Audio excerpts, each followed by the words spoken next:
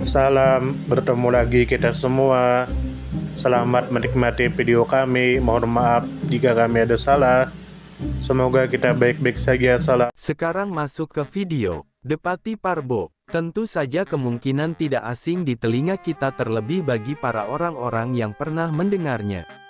Disebutkan menurut informasi yang beredar bahwa Depati Parbo, yang terlahir dengan nama Muhammad Kasib, merupakan seorang tokoh pejuang kemerdekaan Indonesia yang berasal dari Kerinci, wilayah yang kini berada dalam Provinsi Jambi. Depati Parbo dikenal sebagai pemimpin lokal yang sangat dihormati dan berperan besar dalam perjuangan rakyat Kerinci melawan penjajahan Belanda. Sebagai pemimpin adat dan militer, Depati Parbo tidak hanya mengandalkan keberanian fisik, tetapi juga ketajaman strategi serta kemampuan memobilisasi masyarakat. Kemudian menurut informasi yang beredar bahwa Depati Parbo memimpin perlawanan rakyat Kerinci terhadap pasukan kolonial Belanda. Salah satu peristiwa penting dalam sejarah perjuangan yang dipimpin oleh Depati Parbo terjadi pada tahun 1900. Ketika pertempuran besar antara rakyat Kerinci dan pasukan Belanda meletus di kawasan Manjuto Lempur. Dalam pertempuran tersebut, korban dari pihak Belanda dilaporkan cukup banyak, menandakan kekuatan dan kesatuan rakyat Kerinci yang dipimpin Depati Parbo. Kemudian menurut informasi yang beredar bahwa pertempuran yang dipimpin oleh Depati Parbo terjadi di Manjuto Lempur, yang terletak di wilayah Kerinci, Jambi. Setelah penangkapannya, Depati Parbo diasingkan ke Ternate, sebuah wilayah di Maluku Utara yang pada masa itu menjadi tempat pembuangan bagi para pejuang kemerdekaan yang dianggap membahayakan kekuasaan kolonial. Kemudian menurut informasi yang beredar bahwa Depati Parbo lahir pada tahun 1839 dan wafat pada tahun 1929. Puncak perlawanan bersenjata yang dipimpinnya terhadap Belanda terjadi pada tahun 1900. Dalam pertempuran Manjuto Lempur, 3 tahun kemudian, pada tahun 1903, pasukan Belanda melancarkan ekspedisi Kerinci dan melalui tipu daya, mereka berhasil menangkap Depati Parbo. Kemudian menurut informasi yang beredar bahwa perlawanan yang dipimpin oleh Depati Parbo dilatar belakangi oleh penolakan terhadap penindasan dan eksploitasi yang dilakukan oleh pemerintah kolonial Belanda terhadap masyarakat adat Kerinci. Depati Parbo dan rakyat Kerinci menentang campur tangan Belanda dalam urusan pemerintahan lokal dan eksploitasi sumber daya yang merugikan masyarakat setempat. Semangat kebebasan dan keadilan sosial menjadi landasan utama perjuangan Depati Parbo. Kemudian menurut informasi yang beredar bahwa Depati Parbo memimpin perlawanan rakyat Kerinci dengan pendekatan kolektif dan strategis. Dengan memanfaatkan pengetahuan lokal dan semangat persatuan rakyat, perlawanan bersenjata terhadap pasukan Belanda dilancarkan. Namun, pada tahun 1903 dalam ekspedisi Kerinci, Belanda menggunakan tipu muslihat untuk menjebak Depati Parbo. Beliau akhirnya tertangkap dan kemudian diasingkan ke Ternate. Meskipun demikian, perjuangannya meninggalkan jejak penting dalam sejarah perlawanan rakyat Jambi dan dikenang sebagai simbol keberanian dan keteguhan dalam menolak penjajahan. Depati Parbo yang terlahir dengan nama Muhammad Kasib pada tahun 1839 merupakan salah satu tokoh penting dalam sejarah perlawanan rakyat Jambi terhadap kolonialisme Belanda pada awal abad ke-20. Sebagai pemimpin adat tertinggi di wilayah Kerinci, Depati Parbo tidak hanya memainkan peran dalam aspek militer, tetapi juga menjadi figur sentral dalam menjaga tatanan sosial dan budaya masyarakat Kerinci. Kepemimpinannya didasarkan pada prinsip-prinsip adat yang kuat, di mana solidaritas dan musyawarah menjadi dasar pengambilan keputusan kolektif. Dalam konteks ini, perlawanan terhadap Belanda bukan hanya sebuah respon politik dan militer, tetapi juga bentuk pembelaan terhadap kedaulatan adat dan identitas lokal yang mulai tergerus oleh penetrasi kolonial.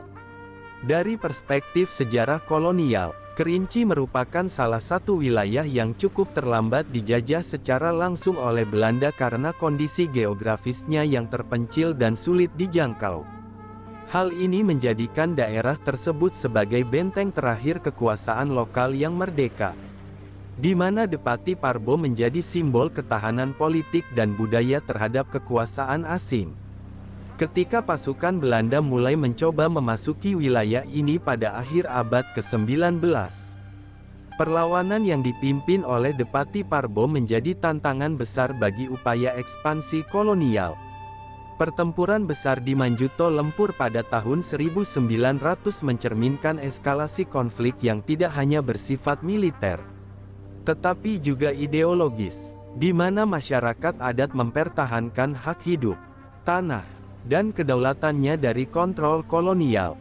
Dalam kacamata geopolitik, posisi Kerinci yang berada di pegunungan Bukit Barisan memiliki nilai strategis tinggi bagi kolonial Belanda, terutama dalam penguasaan jalur lintas antara pantai barat dan timur Sumatera.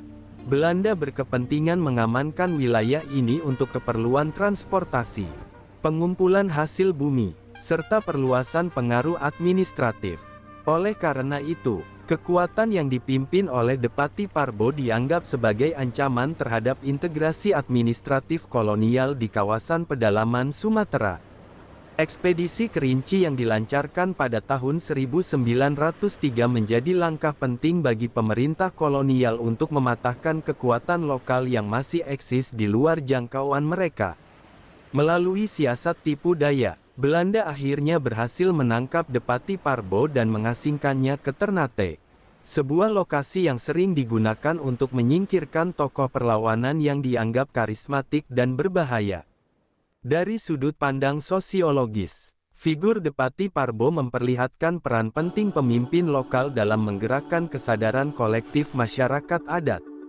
Kepemimpinannya mampu menyatukan berbagai kelompok masyarakat yang sebelumnya tersebar dalam sistem kekerabatan dan pemerintahan adat yang terfragmentasi.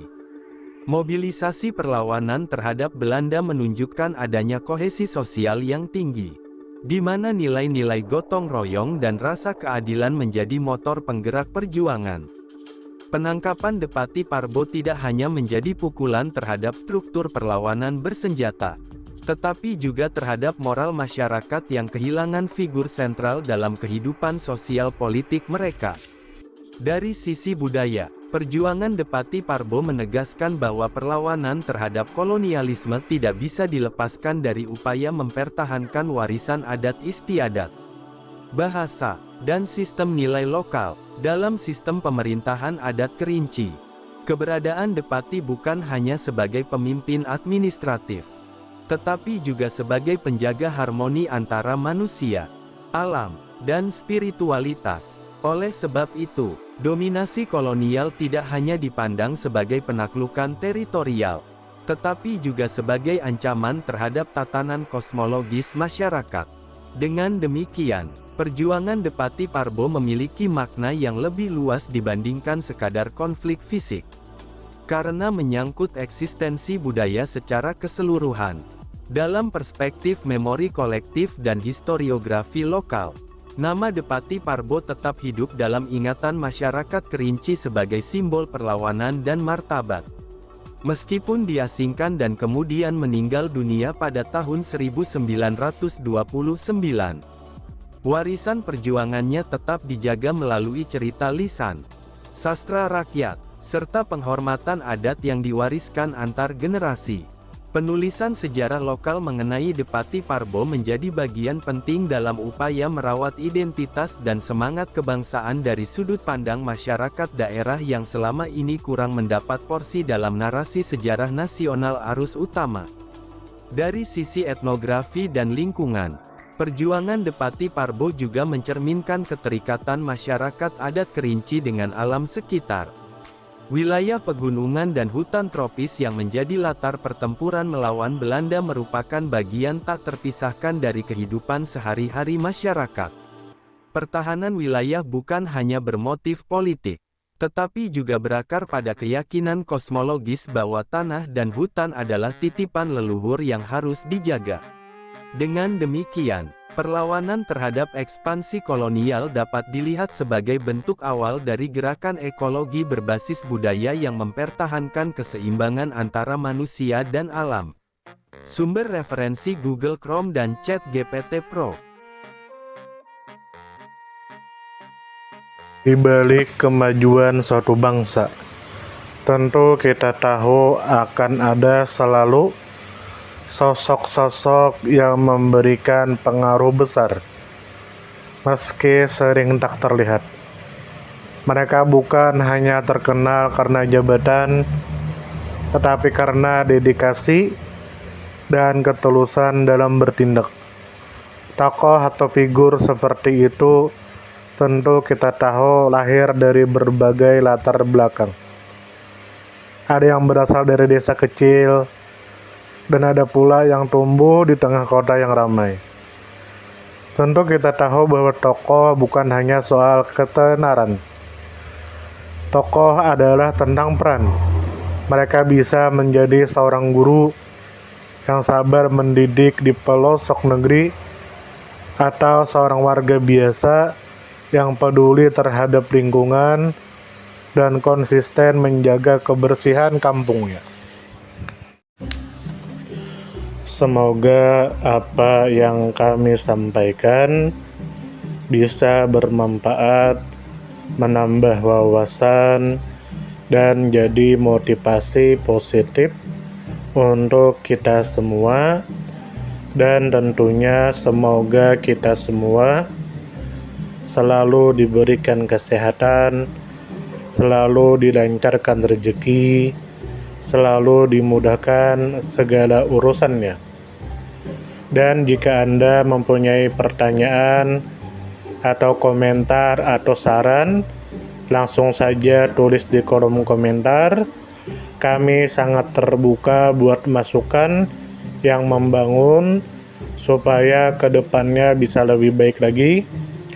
Jangan lupa like, share, subscribe biar Anda tidak ketinggalan konten-konten seru dan bermanfaat. Tetap semangat, jaga kesehatan, dan terus jadi versi terbaik dari diri Anda. Sampai berjumpa di video selanjutnya. Salam hangat dari kami semua, dan selamat beraktivitas. Jika ada salah kata atau penyampaian yang kurang pas, itu murni kami pribadi yang salah. Terima kasih banyak, mohon maaf yang sebesar-besarnya.